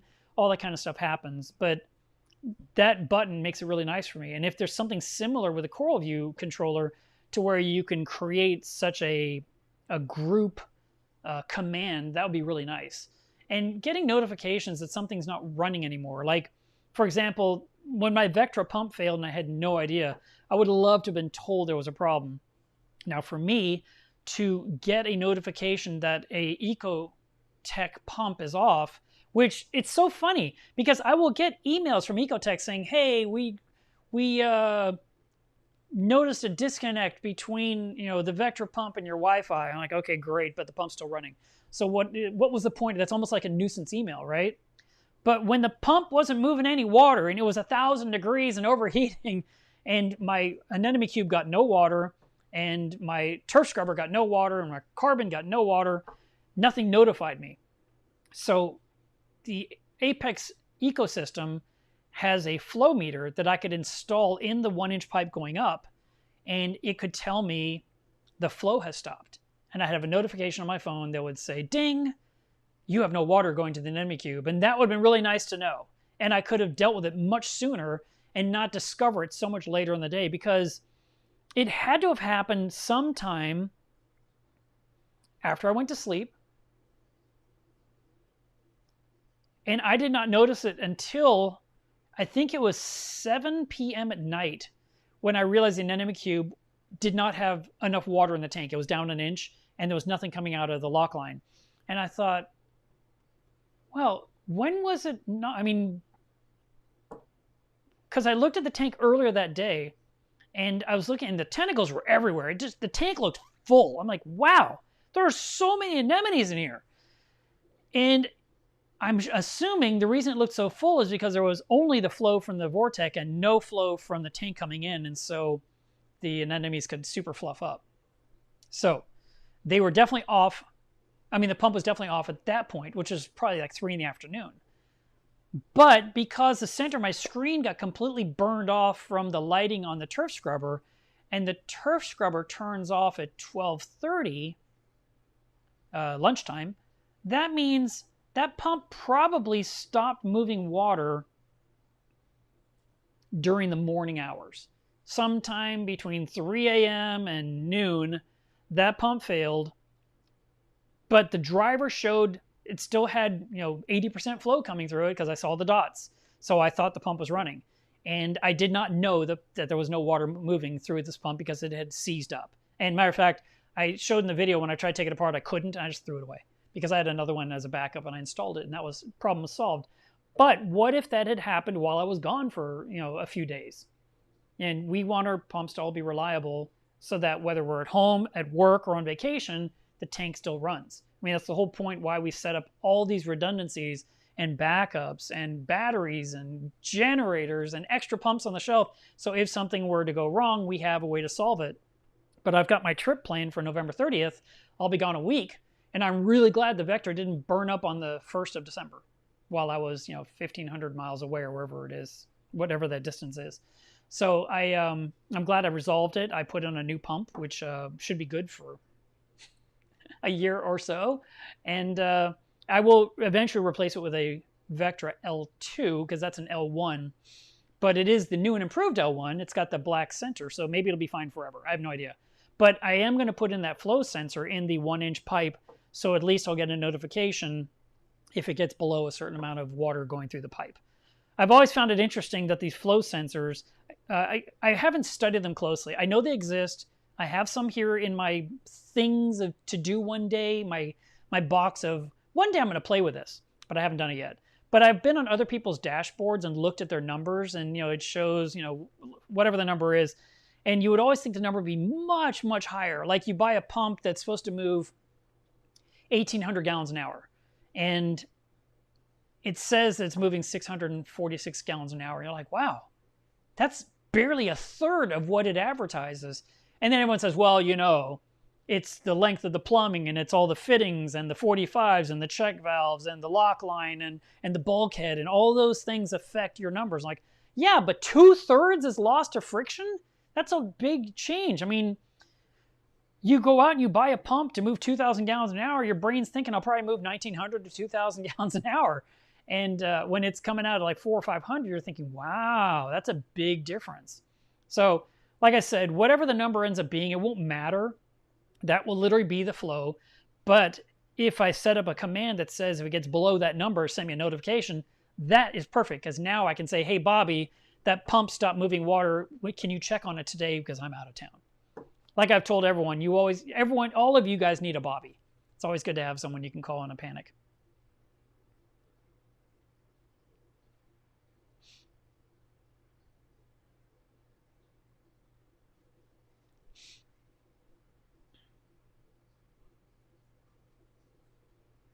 I'm looking for the next question.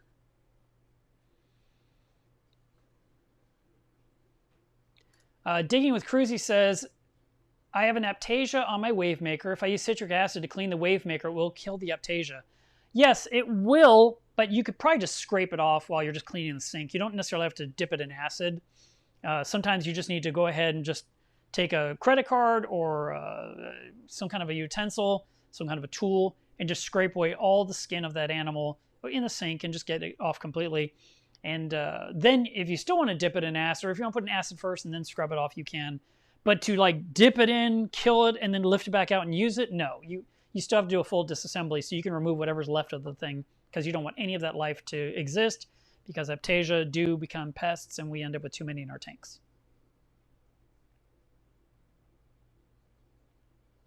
Rob says, are you concerned about burning out the EB4 outlets from the heaters cycling on and off so much? No, not at all. My heaters don't cycle on and off that much. Like I said, they come on 3 times a day and turn off 3 times a day. And some days they come on for twice a day and turn off twice a day. And I've been running the EB4 forever. I've run EB4s and EB8s forever. And occasionally I'd have an outlet die. Never from heaters. Usually when I lost one, it was because I assumed it was something to do with the metal halide, because it was pulling 400 watts. And it would just eventually fry that outlet in the on position. The light wouldn't turn off, and I'd move the cord over to one more outlet because I always had another outlet left. But no concerns whatsoever. I've never had any problems. I've been doing this forever, running heaters off of the Aqua Controller 2, Aqua Controller 3, Apex ecosystem, and it's never been a problem. I think if my heaters were cycling on and off every single hour, that might be more of a deal, but the EB4 is the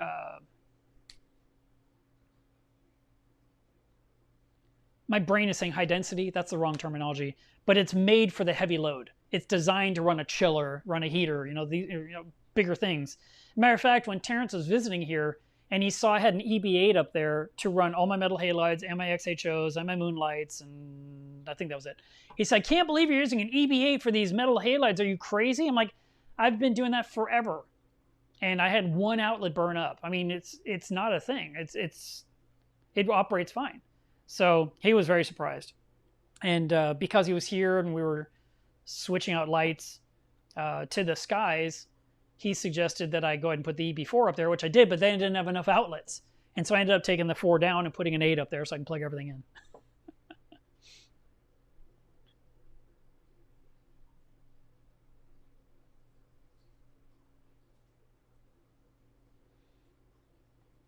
Sammy says, how does a calcium reactor compare to terms of trace elements being maintained? The calcium reactor is adding calcium, alkalinity, some magnesium. There's a few things in the media itself, but it's not going to handle all the trace elements. And so your salt water from the water changes provides that. Or you use other supplements like Prodibio or bottles of this, that, or the other. All the brands exist that you can add to your tank manually. Blaze says, if you're quarantining invertebrates, do they need the tank to be cycled like fish, or is it not needed like corals? I don't quarantine invertebrates. I don't quarantine cleanup crew is what I'm thinking you're talking about. Maybe you're not talking about that at all. But for me, cleanup crew, I acclimate and I put them in the tank. I have never, ever, ever quarantined or tried to go through some meticulous studying of the cleanup crew, because normally they are starving to death. They're eating everything off each other's shells. And when I put them in my tank, they are there to eat all kinds of stuff. And I've never, in all the years that I have added thousands of critters over the last 20 years, thousands and thousands, tens of thousands of critters, because I would put in 400 to 500 critters at a time in my tank a couple of times a year. And that was a very, I mean, think about it. I've done it so many times. I never had some weird thing just suddenly show up in my tank. Now, the question you said, does the tank need to be cycled? Yes. Any kind of livestock, the tank needs to be cycled so that way it can handle the livestock. We don't want to put anything into a tank that's brand new, uncycled, even corals. If I had corals and I want to put them in a quarantine tank, which I've done in the past, I just kept the quarantine tank running 24/7, and I would top it off once a week because there was nothing but rock and salt water and a power head and a heater. And it just sat there, and then eventually, if I got some corals, I would, make sure salinity was fine, buffer up alkalinity if necessary, put the corals in, and then they'd sit there until I could take them out, dip them, and then put them in my reef.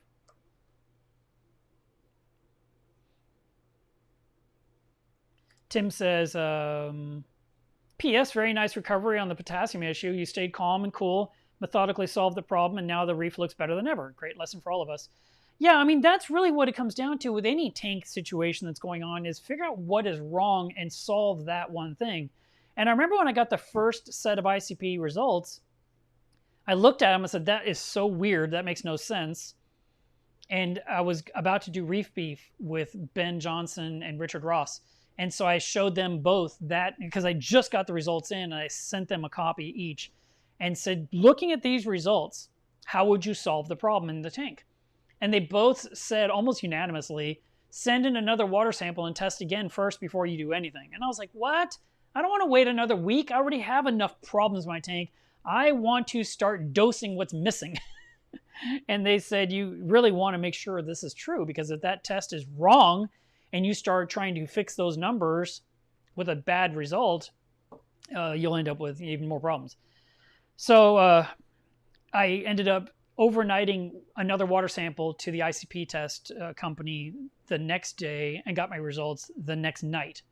So 24 hours after sending in the samples, I had my numbers. They've agreed with the first set of numbers. My potassium was crazy low. Now I knew I needed potassium, and I had potassium in the bottle on the shelf with an ancient test kit that had expired. So I was able to start dosing some immediately and bring that number up. And then the other numbers that were low were, I think, iron and probably cobalt, and like this other person said, and a couple other things. And just doing water changes would fix that once I knew the salt water was safe and trustworthy.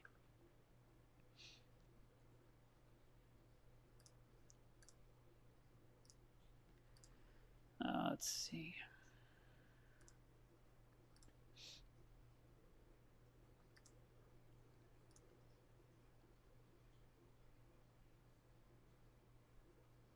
Daryl says, when using Flux RX, how long do you wait until using Phosphate RX once the phosphates are released from the algae?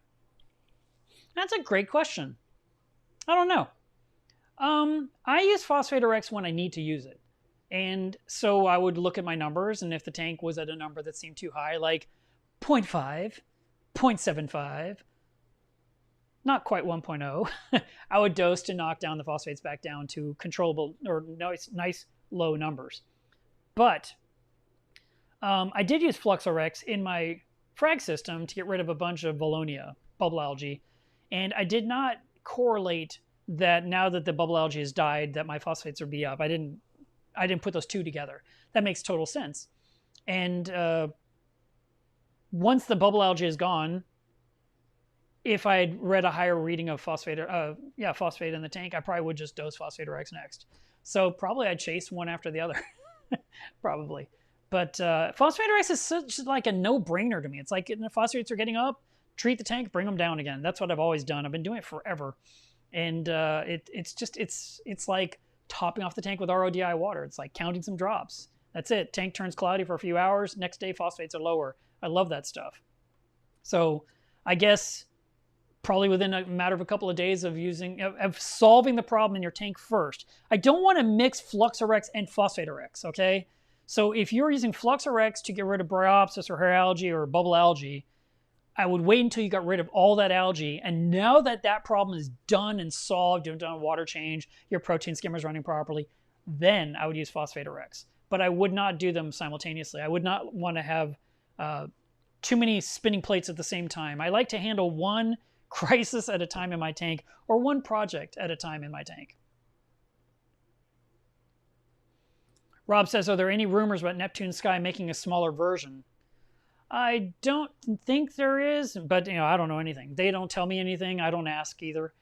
There's a lot of people that have been saying, will there be a Trident 2? Is it going to test phosphate nitrate? I have no idea. I have no idea. It kind of wears me out that people keep asking, is there something coming? Just because I figure when it's time to know, they'll tell us. They'll say, guess what? We have something and it works. And that's kind of what happened with the Sky. When Terrence came to me a year ago, basically November last year, and he says, hey, so we've got these lights. We've been testing them out for a while. Would you be willing to put them over your tank? And I always say no to every manufacturer. I'm like, no, I like my metal halides. And that time, I said, for once in my life, I'm going to say yes to a new product. I always say no. And so I said, yes, I'll do it. And he was like, really? And I was like, yeah. And he goes, wow, that would be awesome. And it still took like 3 or 4 months. When was that? March, April, May, somewhere there. Maybe it was May. I can't remember the exact month. But that was when I installed the lights and we did the big video. And we tried to make it fun and enjoyable and very thorough. And I know it felt a little bit like an infomercial, but it was because I had 1,000 questions and I wanted them all in there because at the time of me making that video, there was no official video about the Sky by anyone. So I was like the first reveal. And so I wanted to make sure I covered it really well. And it was probably too long, but that's kind of how I am. I mean, look how long this live stream is going. And I started off with a 30-minute topic. We're still going an hour and 43 minutes. I thought I'd be done a long time ago. So is there, I don't know. Maybe there are rumors. I haven't heard anything. I don't know that there's a benefit to making a smaller one, but the technology, they already know how it all works. So could they make a smaller one? Could they shrink it down? Yeah, I'm sure they could. They could cut it down. But then I think once you cut down the Sky into a smaller one, you've basically created a Radeon. Because it seems like the Sky is kind of the equivalent of 2 Radeons in mass, size-wise.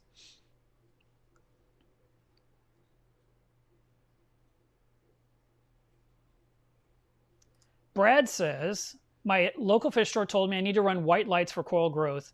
The BRS Spectrum video says that white is just for our viewing pleasure. Which is correct? That's insane. I cannot believe BRS said that. Okay, that is not true. White light is not for our viewing pleasure. Blue light is for our viewing pleasure. Blue light makes things look really, really cool. I mean, look at the tank behind me. It's glowing, it's pretty, it's blue. If I were wanting to grow corals, I need to run white light. And so that's what I do. I go ahead and let me get this focused again. I hate when it gets out of focus. You got your white light that will grow corals, just like the ocean. The sun is coming down into the ocean. It's essentially white. It's 6,500 Kelvin with a lot of other spectrums, but it's coming in and it's growing coral in the ocean. And if you were to grow frags outside in the sunlight, they would grow like crazy. And some people do that. And then they will take them from under the white light where they have these giant colonies, and they'd put them into some blue lights for a couple of months to get them some better coloration so they could sell them. And that's where the blue lights even got started, was for selling. The actinics was like this cool thing we did at night for like an hour, but we were all about white light. There was people running 6,500 Kelvin, which was almost yellow. And your corals would grow huge and be super brown. And you're like, oh, but look how big that staghorn is. And you're just like, yeah, that's awesome, right? But it didn't look good. And I remember this one guy down in Granbury, I'm trying to remember his name, but I was visiting him, and he had daylight or 6,500 Kelvin metal halides or something like that. And he had this big staghorn. Goes, do you want a piece of this? It grows like a weed. And I was like, oh, I'd love that. I'd love to put that in my tank.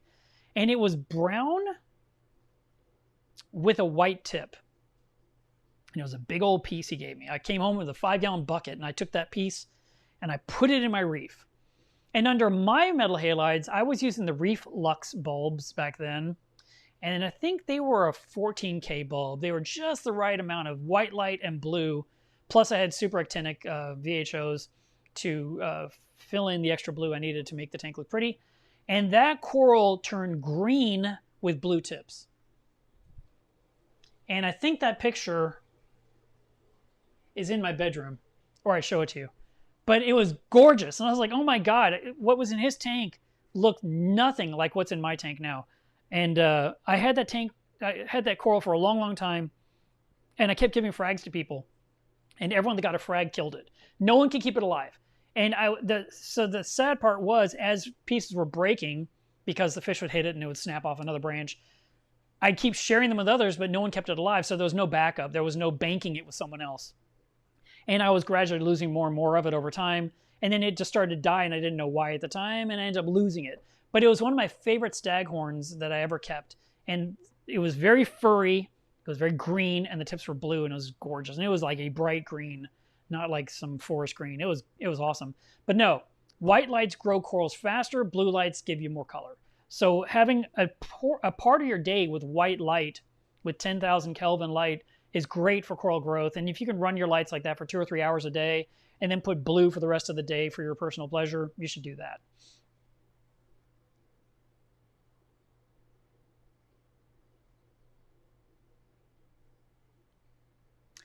Thank you, Tony. Tony was mentioning the Hydros has nice alerts, push alerts, email alerts. That's the kind of thing you want when you're running a tank with a controller, is to be given notification when things are going wrong.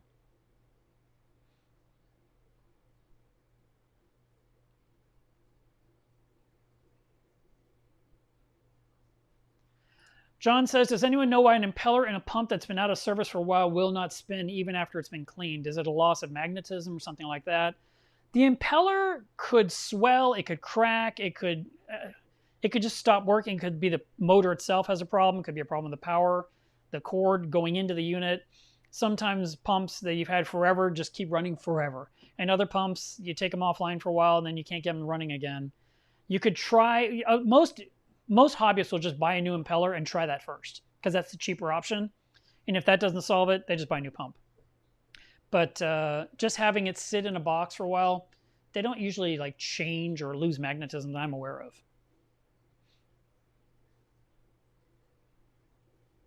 And yeah, that's the point. Hate to spend money on a new impeller. So you could just buy a new pump and an extra impeller, so you have a backup impeller in case it fails. Tim says, are you going to let someone paint a big mural on the inside wall of the studio?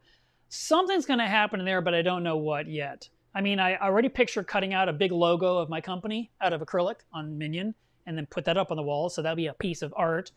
And I've got some of these paintings I got at Aquashella that I think I'd like to put in there. Maybe some photos that I've been hanging on the walls could go out there.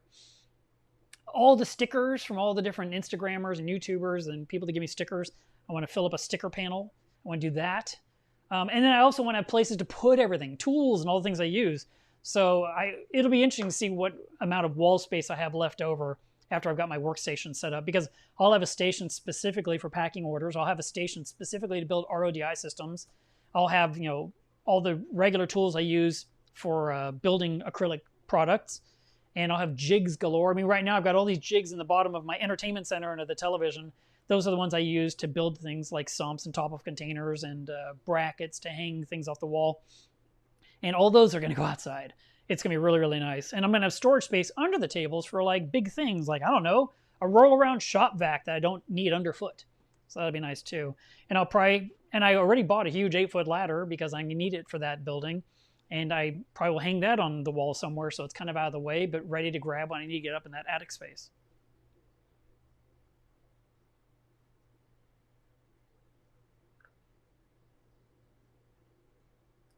Howard says, do you know if your audio is out of sync with your video? I don't know. I won't know until later. It's possible, but I've done nothing differently today than any other show. So I don't know. It could be an internet thing. It could be, I don't know. All I can do is end this show and just call it a day.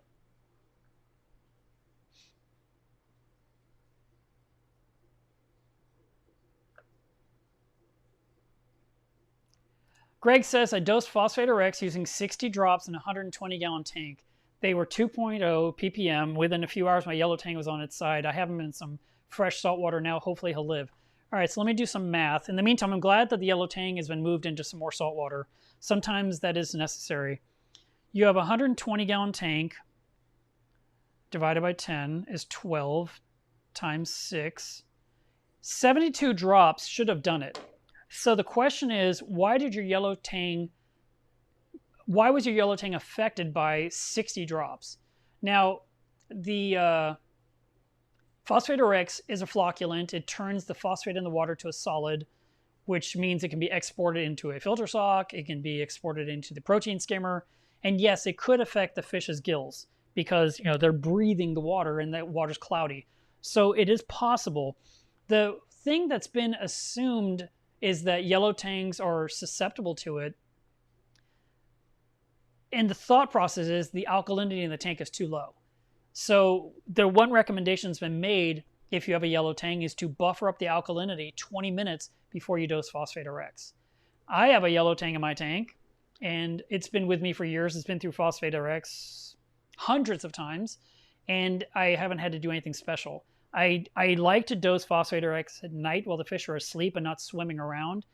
And I've not lost fish to it ever. Not yellow tangs, not any fish. So I don't know what happened in your tank, but you didn't even overdose. You didn't even use as much as you should have. And 72 drops will only lower your phosphate 0.5. Out of 2.0, your water tomorrow should measure 1.5. And then you dose again in a couple of days. But since you've got the yellow tang out of the tank into some new salt water, like in a bucket with an air stone, I would leave it in there for the next day or two, I guess, and go ahead and treat your tank to get the phosphates down and then move it back in. But we want to make sure that yellow tang is okay and safe. You will have to stay on top of water changes in that bucket. You want to make sure that the ammonia doesn't rise in there and that your yellow tang will be okay. I'm sorry to hear that happened, but it is the only fish that people ever talk about. And it's not even a guarantee. It seems to happen to some people, but not everyone. And the thought process is the alkalinity was too low in the tank, and that's why the yellow tang was susceptible. It's really odd, and I can't explain it because I've had yellow tangs go through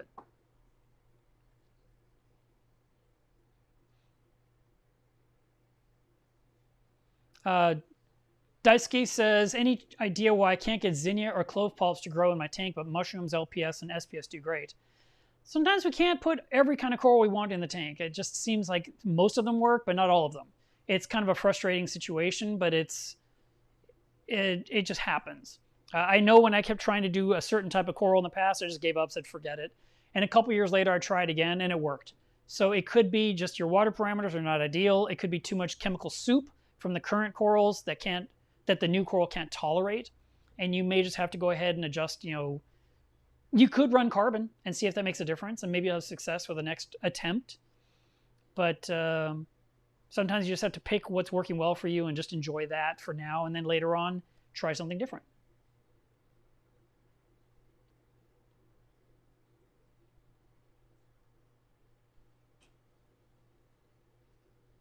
All right, guys, I'm going to wrap it up here because I have a phone call to make in less than an hour, and I really want to work on wall number 2, and I'm running out of daylight. And I also don't want to be running a nail gun out there and irritating my neighbors. So I want to thank you for tuning in to today's live stream. Please do test your water. It is Water Test Saturday. We test water. Why? Because it saves lives. So if you are not testing every single week, please get in the habit of doing that. If I recommend Saturday, okay? 1 o'clock Saturday, every Saturday you should do this. But if you can't do it, then find a day and time that you can do and stick to it like clockwork, because your reef will only better from knowing what's going on in the water quality. Other than that, I hope you have a great weekend. And next weekend,